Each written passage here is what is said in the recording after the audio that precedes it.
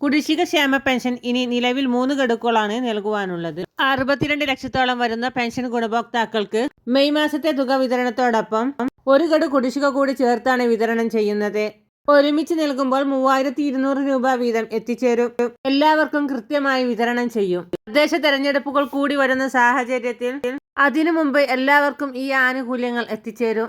Pension വാങ്ങുന്നവരുടെ വരുമാന certificate സമർപ്പണം, mustering പോലുള്ള കാര്യങ്ങൾ ചെയ്യുവാനുള്ള തീയതി വരും ദിവസങ്ങളിൽ പ്രഖ്യാപിക്കും. PM കിസാൻ സമ്മാൻ നിധിയുടെ 2000 രൂപ ലഭിക്കുന്നവർ EKYC ചെയ്തിട്ടുണ്ടെങ്കിലും ചിലർക്ക് EKYC എന്ന രീതിയിൽ പുനർവെരിഫിക്കേഷൻ സന്ദേശങ്ങൾ എത്തിച്ചേരാറുണ്ട്.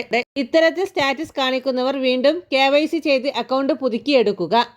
ആനുകൂല്യങ്ങൾ നഷ്ടപ്പെടാതിരിക്കാൻ വെരിഫിക്കേഷൻ ഉൾപ്പെടെയുള്ള കാര്യങ്ങൾ പൂർത്തീകരിക്കുക. കോമൺ സർവീസ് സെന്ററുകളിൽ ഇത് ചെയ്യുവാനുള്ള സംവിധാനമുണ്ട്. എല്ലാം ചെയ്തവർക്ക് PM കിസാൻ സമ്മാൻ നിധിയുടെ 2000 രൂപയും ഈ മാസം എത്തിച്ചേരും. 2025 ഏപ്രിൽ മാസത്തോടെ പുതിയ സാമ്പത്തിക വർഷം ആരംഭിച്ചു കഴിഞ്ഞിരിക്കുകയാണ്. പുതിയ സാമ്പത്തിക വർഷം പെൻഷൻ ഗുണഭോക്താക്കൾക്ക് തുടർന്നും പെൻഷൻ ലഭിക്കുവാൻ വേണ്ടി രേഖകൾ സമർപ്പിച്ചിരിക്കണം. ഇതിന്റെ ഭാഗമായി സർക്കാരിന്റെ ഭാഗത്തു നിന്നും പെൻഷൻ ഗുണഭോക്താവിന്റെ വരുമാന സർട്ടിഫിക്കറ്റ്, മറ്റു പ്രധാനപ്പെട്ട രേഖകൾ എന്നിവ ആവശ്യപ്പെടുന്ന സമയം കൂടിയാണിത്.